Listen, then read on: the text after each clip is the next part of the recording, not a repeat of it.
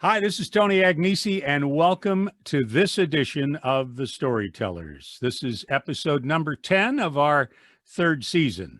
The Storytellers debuts live on Wednesday nights at 6 p.m. on Facebook and YouTube at the Fiat Ministry Networks, and then later that evening on my YouTube page at Tony Agnesi.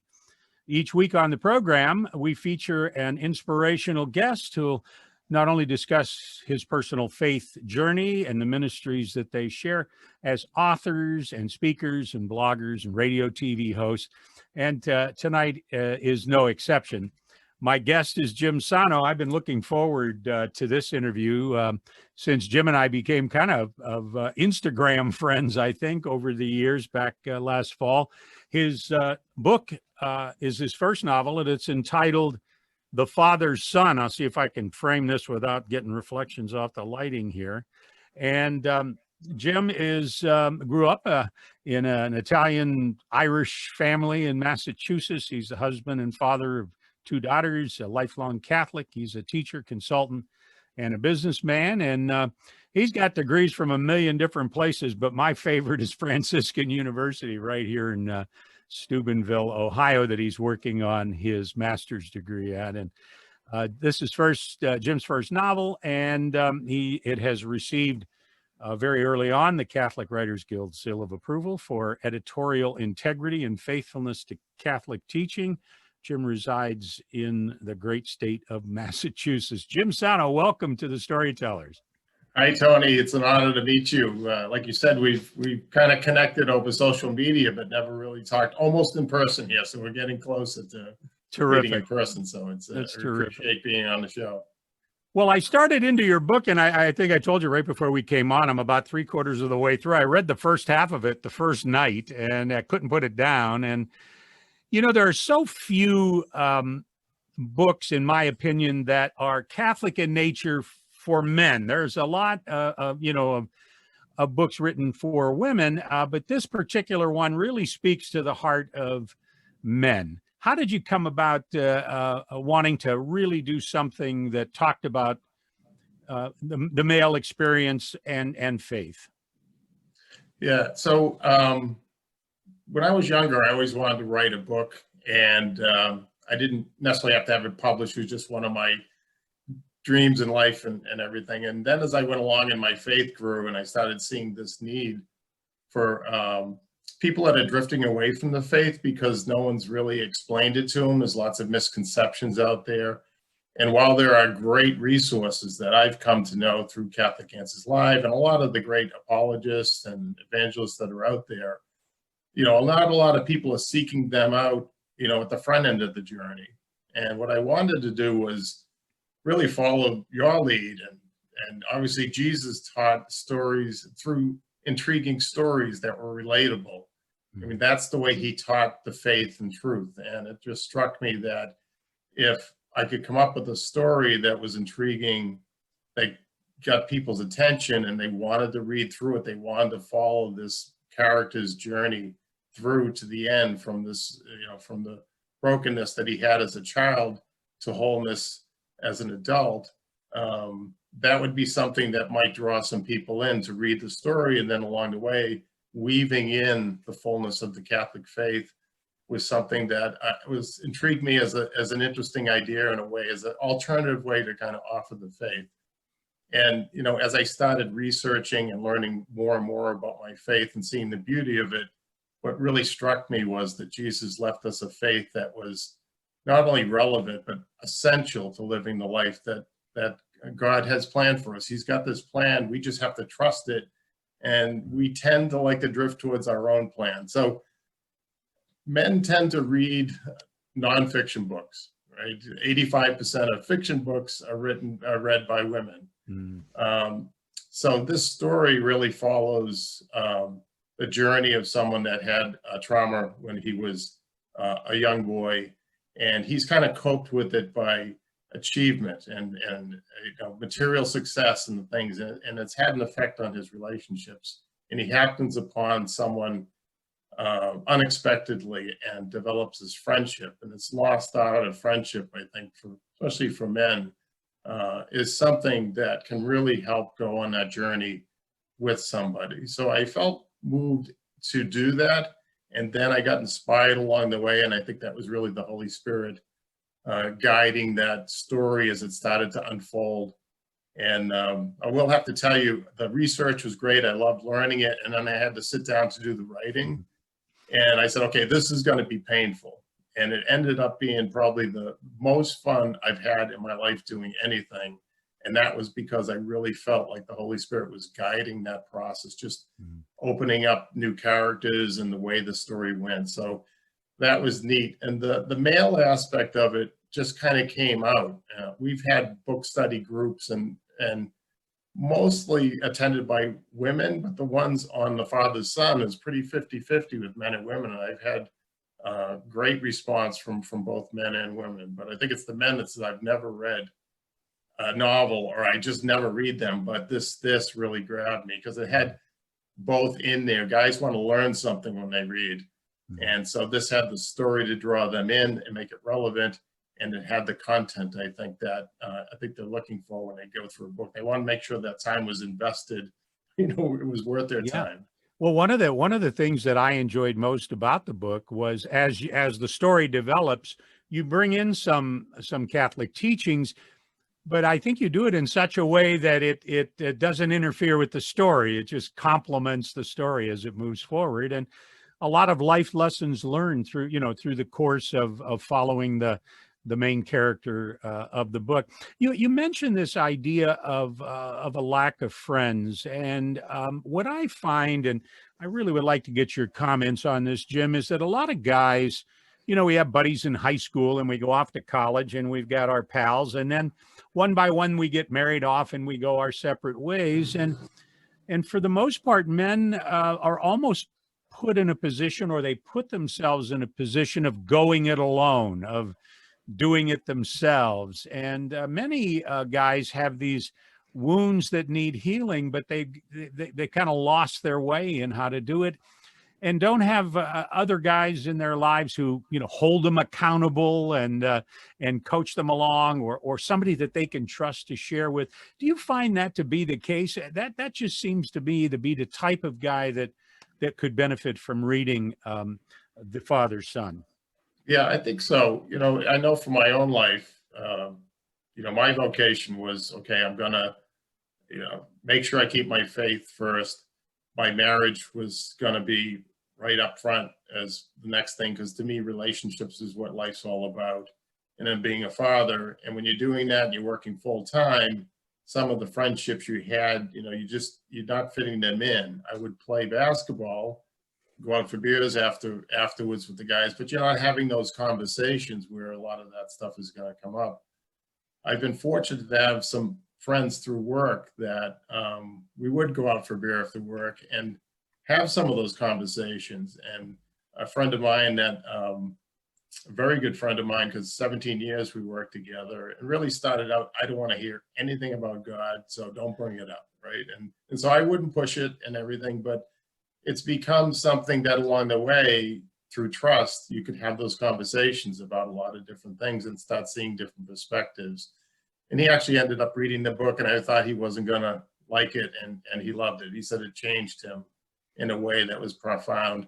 And so I lost him as an employee because he retired early, because I want to make something of my life that's meaningful. So it was pretty neat to have a friend like that was open to have those conversations, and to have a book that gives them a place they can go and read things without someone coming at them sometimes and preaching to them or whatever. So the book does offer an opportunity, if you want to hand somebody something where they may be kind of interested, or they didn't know some of the things that are in there, and it gives them kind of a non-threatening way to explore some of those things that are so important to life. And I think that's important because most of the men I know don't want to be hit over to the head with these things. But if we can introduce some things, I want to talk a little bit about providence. God seems to put the right people in our path. We just have to open our eyes to it. And in this particular instance, it may take a while. It doesn't happen overnight. We just don't say hello and all of a sudden somebody's sharing some of the, the wounds and that need healing in their lives. Yeah. I have found I've gone to some men's groups that have started in the area, and it's actually attracted a pretty good group of guys that come, a good number of guys. They'll listen to something like Bishop Barron's Catholicism, something, and then sit around and talk about it. And it's interesting how much conversation it draws them in to have those conversations, where generally said there's no other place they can go for it, right? There's no place they can even explore it. So they start hearing other guys saying, I didn't know you even thought about this stuff, or I never thought of it that way. You gave me a different thing to kind of consider in my life. So it's very powerful when you do have other men that open up and are open to sharing, or are open to even hearing something that's saying. So I'm encouraged by some of these men's groups that are springing up around the world. I did get to meet, and I think one of the best things about this whole process has been meeting people such as yourself, lots of just wonderful people that are out there trying to share the faith. I met a guy named Robert Tunmeyer that runs the Catholic Men's Leadership Alliance, and he's trying to pull together worldwide all the different groups, and he offers these summits and resources for men, and it's gaining very good traction. So I wouldn't have known they even existed. So that gives guys a place to go to hear other men speak. And I think this story kind of is something that's an opportunity for both men and women, but it definitely has appealed to the men that have read it. I think so too. I think, small groups of men are very important. I have a group of guys that I go to mass with every morning, and we're called Fools for Christ from 2 Corinthians. And The best Jim, kind to be. if you knew some of these guys, you know how true that statement is. Yeah.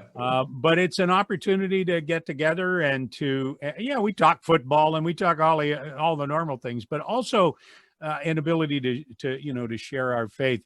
A couple of men's groups have used some of my books as a kind of conversation starters. They'll read one of the stories with scripture, and then I ask those questions. And there was a Methodist men's group that I sat in with, and some of the discussions they had were so rich and so better than my stuff but it was something that got them going. I can see some of the examples in your book as the book develops that really would be a great conversation starter for men's groups and so forth. So I think not only can you just get it and read it and get something out of it, but I think, I could see you getting this in front of a lot of small groups of men who could, read it and then share some of the examples of faith that you use throughout the book. Right. We had several book discussion groups here in Massachusetts, and I attended some of them. And what was so encouraging was how lively the conversations were, and how they were attaching something to somebody's life rather than in a theoretical sense.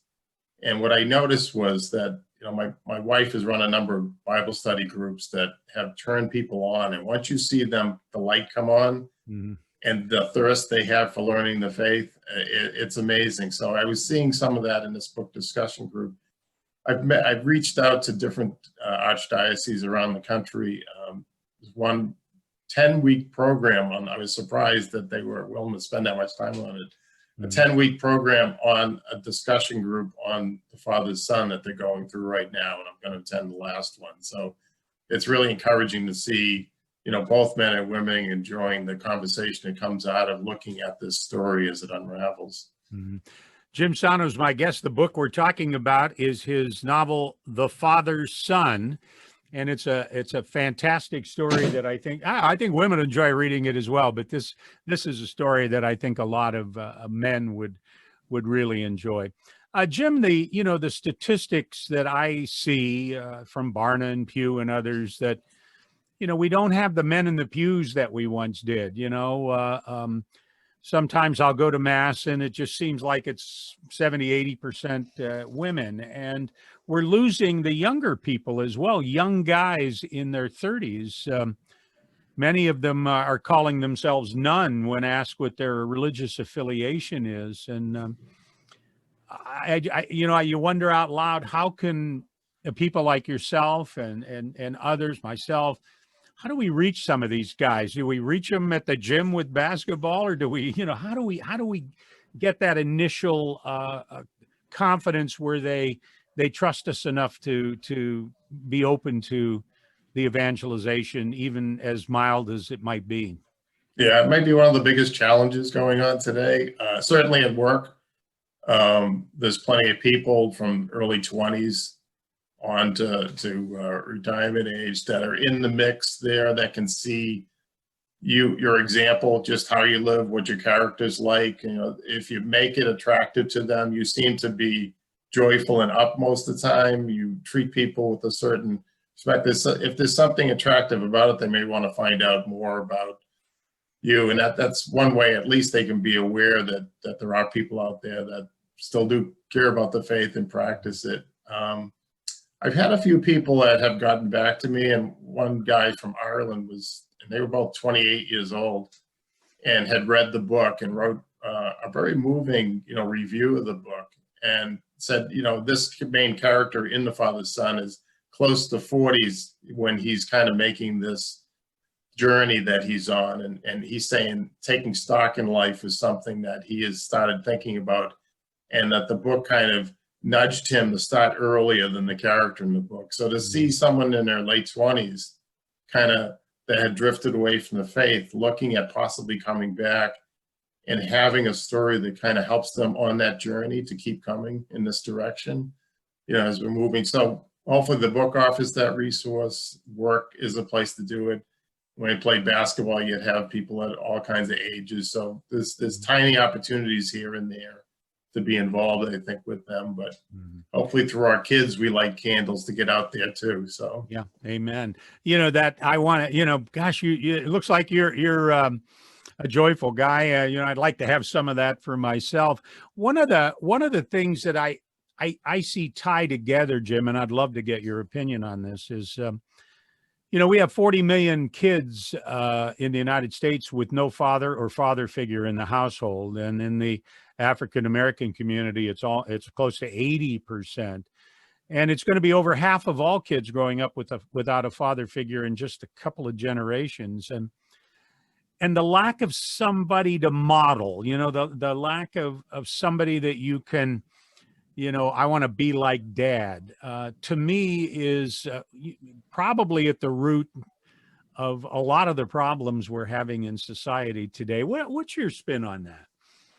yeah, like I mentioned, the Catholic Men's Leadership Alliance, that's their focus, is if you get men to see what being real men is all about and how much God and faith is part of that, and really stepping up to our responsibilities in the family, then you kind of save the community, you save the nation, you save the world. I really see it all tied together, is that male role within the family, to be a mentor, to be that leader, I think, in there, and to know how to treat, your wife and your kids with that dignity that lets them know how God sees us, is so important. So I agree that missing aspect within so many young people's lives is pretty sad.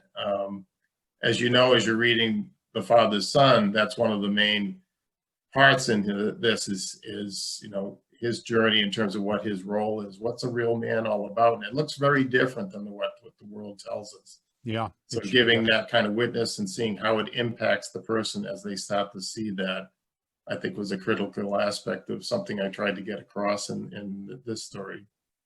I talk to a lot of people who say, yeah, I want to write a book. And I always say, well, that's great. Get to it. And so, and I wish you would maybe share, I think a lot of people would be interested. How did you get from, I know you did like 5 years of research. How did you get from point A to a finished product that you're now out promoting? Yeah. So like I said, I always wanted to write something. I didn't know if I could write anything, but I wanted some kind of story. And this story kind of started to click. And it was at the same time that it was starting to do a lot more investigation into my faith. So I'd be listening to Catholic Answers Live on the way home. I went to the St. John's Institute for the New Evangelization. They had a whole course on Catholicism a whole year with a group of people. I started reading more of some of the names that, too long to list. And you start seeing this amazing, the pieces of the puzzle of this story that God has put together and the beauty of it, and you want to share it. And so, like I said, like you said, it took 5 or 7 years of really hard research. So I had piles of index cards on different topics, whether it was marriage or love or being a father, and the different misconceptions about the Catholic Church. And I really dug in. I wanted to make sure that the theology was solid. I wanted to make sure that the psychology in there, because if you take the power of good psychology, where people often have these hurts in their lives and they resist moving forward. I don't know if you know this, the cognitive psychologist David Burns, but he said, you know, if he had, he developed the cognitive therapy approach to things. And he said, if you had an easy button on a desk and you handed it to the patient and said, look, if you press that button, all of your worries and anxieties would go away.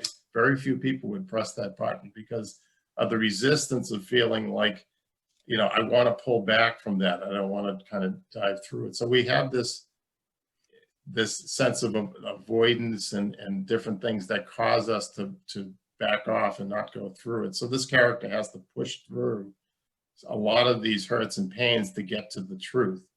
And I got intrigued by the psychology piece, so I started taking some courses in that.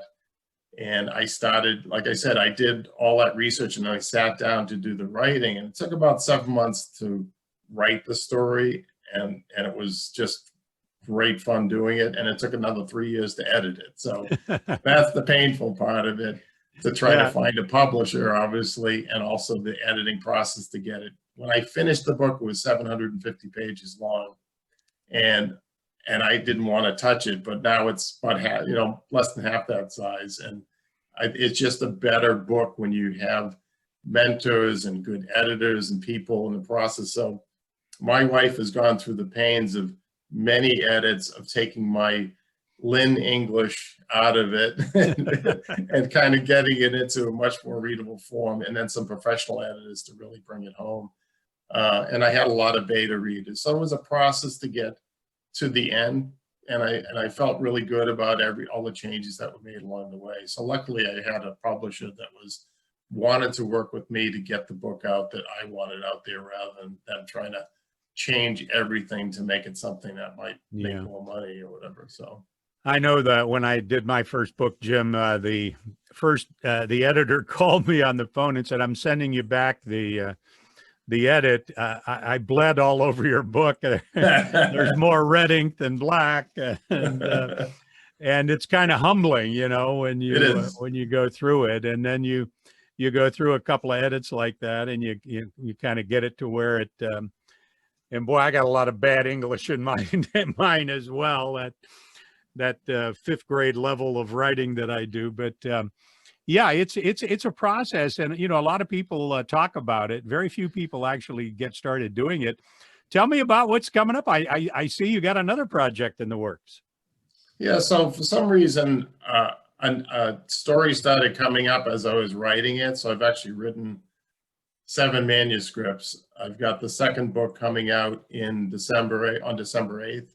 The Fatherless Son had come out on August 15th, so you can see a devotion to Mary kind of theme in this. And that's something that came out of the writing process, is I really hadn't paid much attention to Mary in my prayer life. And Michael O'Brien, who's one of the more well-known fiction writers for Ignatius Press, that was his main recommendation. Don't forget about the prayer part of this whole process. And it really made a difference. When I started praying to Mary on it, I couldn't find a publisher. And within several weeks, all of a sudden I had one. It was like, what happened here? You know, so that was an interesting part of it. That's really great. Give our viewers and our listeners, where can they find your work, and where can they find out more about you, and where can they get a copy of the book, The Father's Son? So the best place to get a copy of The Father's Son would be on Amazon.com. I have a website, www.jimsano.com. So on there it has, you know, a summary and first few chapters of The Father's Son, and you can click on to go into Amazon from there. The book that's coming out in December is called Gus Busby. It's actually the second book of this series, and it's a very timely story about an old Italian curmudgeonly guy that had lost his son to gang violence in Boston 17 years ago, and then he lost his wife 3 years ago. So he'd pretty much given up on life. Downstairs is a single Black mother and her son, and his unlikely friendship that develops between two of them. And when you talk about mentorship and having a male role model in it, that's what that story is all about. And it's really about forgiveness and mentoring and stuff like that. So you can see first 3 chapters of that book on my website as well, and that'll be coming out in December. And there's a few more on the way, so we're still working on them. So I've been enjoying this storytelling piece that I didn't know that I would have is kind of showing up out of somewhere. Well, that sounds like a very, very exciting book. I'm looking forward to seeing that as well. Jim, it's been a pleasure, meeting you after, many exchanges on social media. Here's the book again. It's called The Father's Son, and you can get it at Amazon. And go to Jim's website, Jim Sano, JIMSANO.com. And you can read not only some ideas there, see some of his blog material, and read a couple of chapters of his upcoming book. Jim, thank you for being with us. It's been a pleasure having you here on the Storytellers. Yeah. Thank you for what you do, and thank you for your books. I've enjoyed those as well. They're just a wonderful resource. So thank you for that. Thank you so much. Well, for more information on booking me as a speaker for your church or organization, you can go to my website, TonyAgnesi.com. And don't forget to visit our YouTube page at Tony Agnesi. And you'll see this interview there on the YouTube page when it debuts. And be sure to check out my new video series called 5 Minutes with Tony. To get Jim's book, The Father's Son, go to Amazon.com, and it's available there as well. Our radio program is produced by the Living Bread Radio Network, and it airs Sundays at 4 o'clock along the way of the Living Bread Radio Network.